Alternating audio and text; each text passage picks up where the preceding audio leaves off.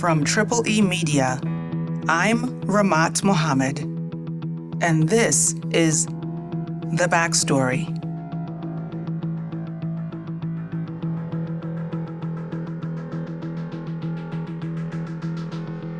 Hey everyone, if you've been listening to us for a while, you know that when we discuss matters of security, we often rely on the data set from the Council on Foreign Relations, CFR. And according to that data set, Nigeria has seen a 24% increase in reported violent deaths in the first quarter of 2021 compared to the first quarter of 2020. Now, each region has seen an increase in violent deaths except for the Northeast, which has actually experienced a 6% decrease in violent deaths compared to the first quarter of last year. So the administration's increased efforts in the Northeast appears to be paying off, at least for now. Violent deaths increased 20% in Northwest, 32% in North Central, 51% in South-South, 129% in Southwest, and the biggest increase in violent deaths has been in the Southeast. Now in 2020, CFR recorded 194 violent deaths in the Southeast. That's for all of 2020. But in just the first 3 months of 2021, CFR has recorded 224 violent deaths in the Southeast. And all signs indicate that the situation may get worse before it gets better. On Easter Monday, the 5th of April, the Nigerian Correctional Services said that so-called hoodlums broke into the correctional center in Owerri, the Imo State capital, and they freed over 1,800 inmates. Richard, Anthonieta, and Nabilah are here to help us piece together what we know. In December of 2020, a man named Nnamdi Kanu announced the formation of the Eastern Security Network, the ESN. And the recent events in the Southeast seem to trace back to the formation of ESN. Now, Nnamdi Kanu is the self-appointed leader of IPOB, and IPOB here stands for Indigenous People of Biafra. The group was created in 2012 by Kanu, and the main thing that this group wants is for the southeastern region of Nigeria to separate from the rest of Nigeria in order to form an independent country called Biafra. And as you know, there was a civil war between 1967 and 1970 after Biafra declared control of the southeast region separate from Nigeria.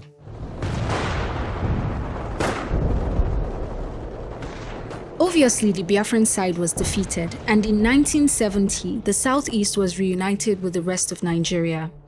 The civil war ended in 1970, but calls for secession have continued to come up at different times and also from different regions of the country. IPOB is the latest group to champion independence for the Southeast, and it seems like the group is taking advantage of the insecurity in the country to make their case stronger. So in December of 2020, when Kanu announced the formation of the Eastern Security Network, ESN, he said the reason for creating the security outfit was because of the failure of Southeast governors to secure the lives and property of the Igbo people. And that same month, December 2020, a video was posted on YouTube.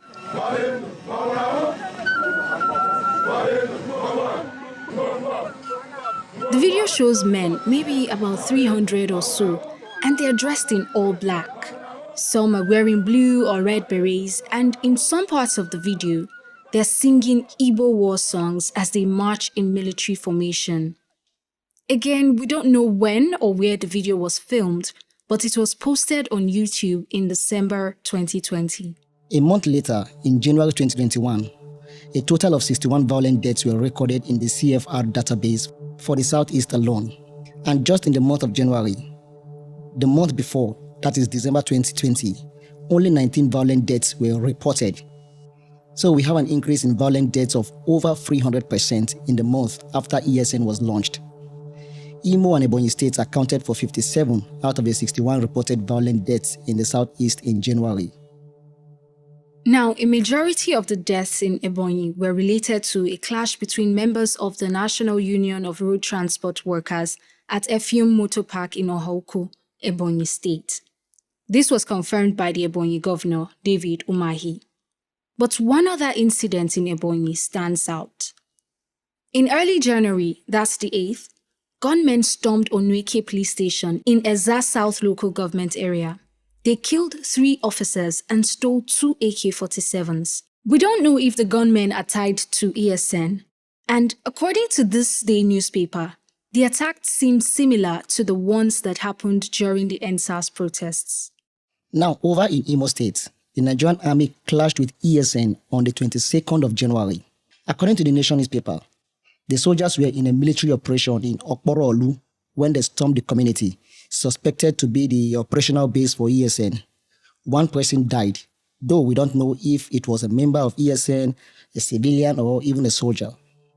3 days later, on the 25th of January, multiple attacks were carried out by gunmen suspected to be ESN operatives. Premium Times reports that the gunmen had first tried to attack a local police station but failed. That same day, they then proceeded to attack a Hausa market, where they killed 4 people and set the market ablaze. According to Premium Times, as the gunmen were escaping from the scene, they ran into a military vehicle that just happened to be passing by. The soldiers were ambushed by the gunmen and 4 of the soldiers were killed. This day newspaper reported that at least 10 people died as a result of the clash and several houses were burnt. And this is all happening in and around one local government area, Olu. So the governor of Imo State, Hope Uzodinma, immediately declares dusk to dawn curfew on 10 local government areas, including Olu. Governor Uzodinma ordered a 24-hour security patrol in the area and requested for reinforcements from the Nigerian army. It was on my invitation that the military came, and I did that because I know the situation was beyond the local arrangement. We needed help, and the help was given to us. Those that came through their intelligence. The 81st Division of the Nigerian Army responded and started a counter-operation alongside members of the police force. So after the 25th, with the curfew and increased military and police presence, things started to calm down a bit in Imo State. But while all of this is happening, the IPOB leader, who by the way lives in the UK or somewhere abroad, is using various social media platforms to send messages to his followers. By February of 2021, Facebook shuts him down. According to the BBC, Facebook says it removed his page for violating its rules on harm and hate speech. The trigger was a video posted by the IPOB leader that showed a militia group attacking and killing cattle in a Heathers settlement. Although his Facebook account is down, the IPOB leader uses other platforms to continue to pass information to his supporters. Most of his messages are actually distributed and amplified through his supporters on their YouTube channels, blogs, via retweets and reposts on social media. In February, there were 19 different violent incidents across the southeast, resulting in 63 deaths. At least 7 of the 19 incidents involved attacks on police stations and police officers. Now, according to the CFR database, at least 9 police officers died in these attacks in the southeast in February alone. There were attacks on police stations in Abia on the 1st and 23rd of February, leaving 3 police officers dead. The next day, being the 24th of February, 4 officers were killed at a checkpoint in Anambra. On the 4th of February, suspected IPOB members attacked Onitsha Divisional Police Headquarters, Isu, in Onitsha local government area of Ebonyi State. They set the left wing of the station on fire, as well as 4 patrol vehicles. On the 5th of February, the Obobo Divisional Police Headquarters in Imo State was also attacked. 2 police officers killed. Now, in another attack on the 25th of February, the Abo Mbise Divisional Police Station in Imo State was burned. 1 police officer was shot and injured. In some of these incidents, the perpetrators were able to access and steal arms and ammunition. The only official response we could find to any of these incidents at that time was from the Nigeria Police Force. On the 24th of February, they responded to the attack on Abai Police Station in Abia. This is the incident where 2 police officers were killed. The response was basically to provide more details about the statistics of what happened. They did not shed any light on which group might be responsible. And so the killings continued in March.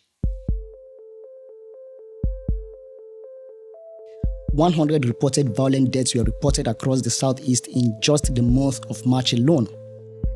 In March of last year, 2020, the region reported only 13 violent deaths. But in March 2021, we had 100 deaths in 25 individual incidents. And at least 15 of those deaths were security forces. March 1st, gunmen attacked the Iboko Divisional Police Station in Izi local government area of Ebonyi State. 17 days later, on the 18th of March, gunmen killed 4 naval officers and 3 policemen in the Oyi and Anaucha local government areas of Anambra State. Their weapons were taken away by the gunmen. March 19th, also in Anambra State, gunmen killed 2 police officers and 2 prison wardens in Agwata local government area. March 20th, now back in Imo State, gunmen invaded the Isiala Mbano Police Divisional Headquarters located at Umailemai in Imo State. They freed suspects who were being held in the detention center and stole weapons. Then they burned down the station. 1 police inspector died. The next day, the 21st of March, gunmen attacked yet another police station in Umboku in Oka North local government area of Anambra State and took arms and ammunition. Over to Abia now. On the 22nd of March, 3 police officers were killed while on patrol in Abiriba or Hafia local government area. Their weapons were then stolen and their vehicle set on fire. March 23rd, the next day in Abia, the army and police allegedly killed 16 gunmen in a joint operation against operatives of the Eastern Security Network. And then for the next 12 days, there were no documented attacks on police stations or other security forces. Until April 5th, Easter Monday. And Anthonieta, that's when we saw the attack on the police headquarters in Owerri, the capital of Imo State, and the attack at Owerri Correctional Prison, the one where over 1,800 inmates were released. That's right. And according to Punch newspapers, they also attacked a military base at Ukwoji in Owerri Onitsha Expressway, burnt a soldier in a car, and destroyed 4 military vehicles.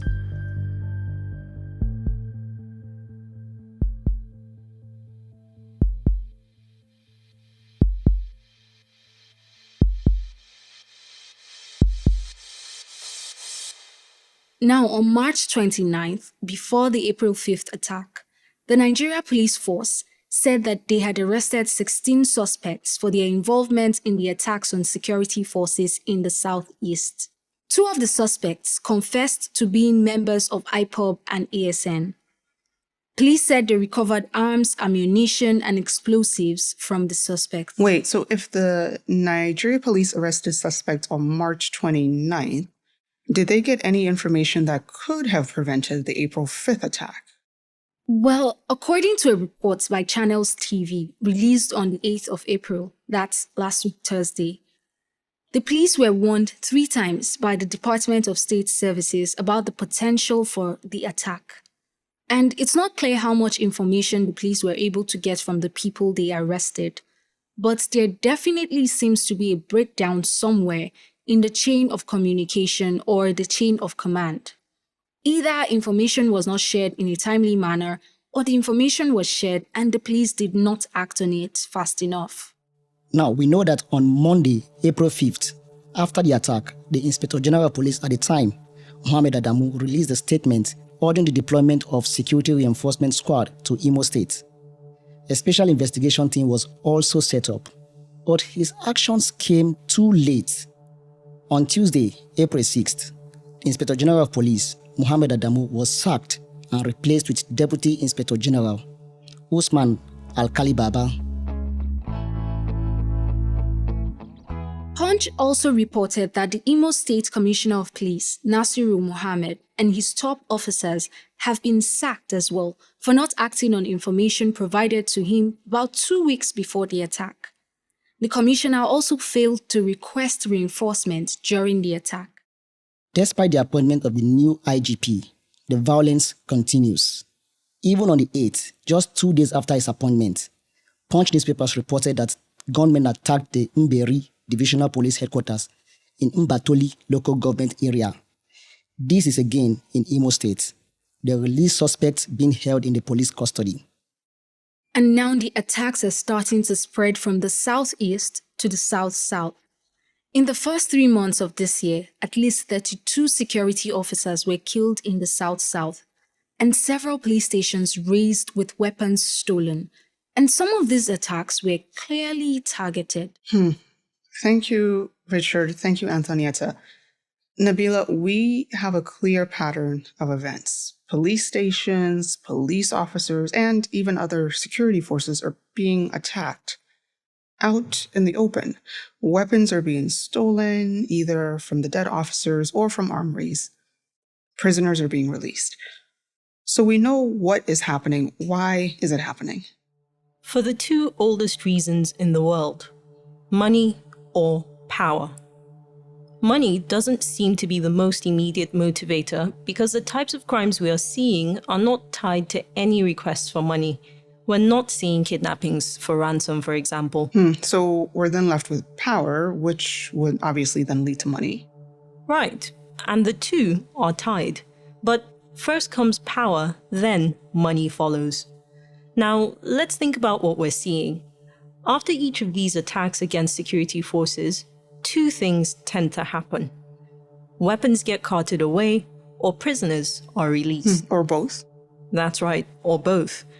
And what happens when you have weapons and people you can use? You can get power.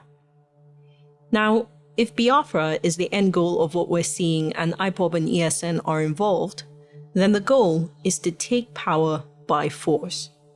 Remember, IPOB has existed since 2012, and even before that, there was MASOB, that's the Movement for the Actualization of the Sovereign State of Biafra. These groups haven't really gotten anywhere close to actualizing their goals. They haven't been able to sell the vision of Biafra. So instead, they're selling fear and marginalization. The fact that we started to see an escalation of violence in January, less than a month after the launching of ESN, seems to support the possibility that IPOB may be behind this. And we know they want power.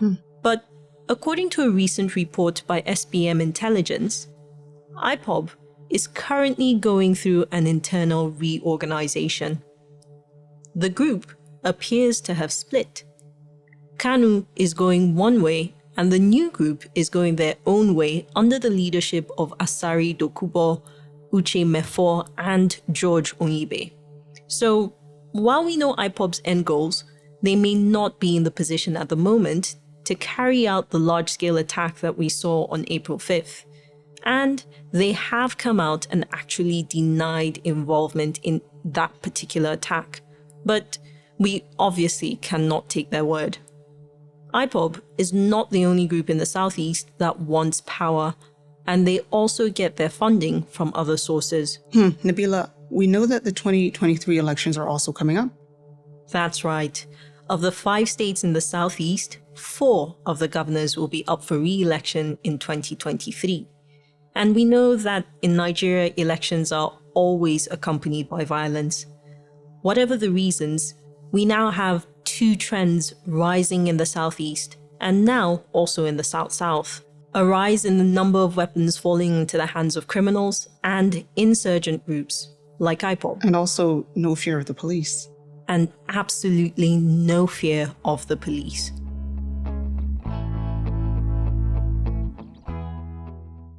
Hey everyone.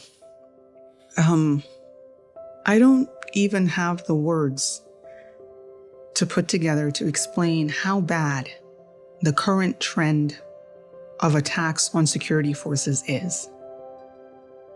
So instead, I'm going to read you a poem. And this poem was written by a guy named Martin Niemöller.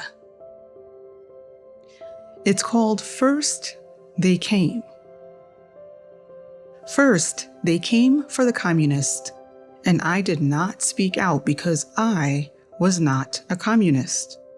Then they came for the socialists, and I did not speak out because I was not a socialist.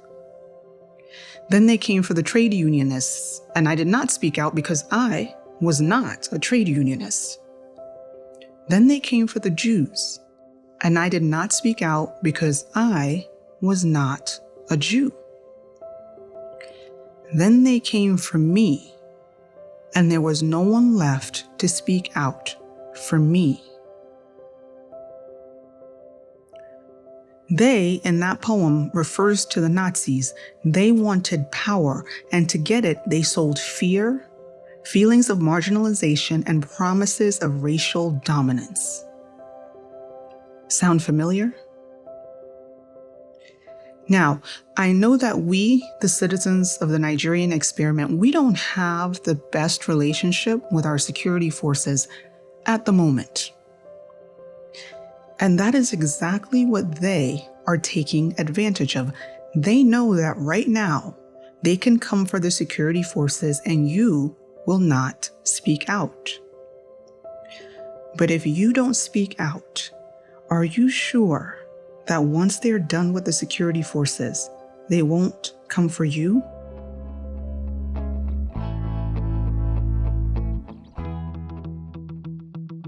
The Backstory is brought to you by E Media Productions. Production copyright 2021 E Media Productions. If you enjoyed this episode of The Backstory and want to hear more, subscribe to our 234 Audio YouTube channel. Episodes of this podcast can also be found on Apple Podcasts, Google Podcasts, Spotify, and wherever you get your podcasts. This episode of The Backstory was produced by Richard Anyebe, Anthonieta Nabilah Usman, Nico Rivers, Dominic Tabakaji, and Sam Tabakaji. Executive Producer Ramat Muhammad. Special thanks to Rabia Hadeja, Stanley Bentu, Aredi Isha, and Malaiwa Bado Ikaleku. I'm Ramat Muhammad. See you next week.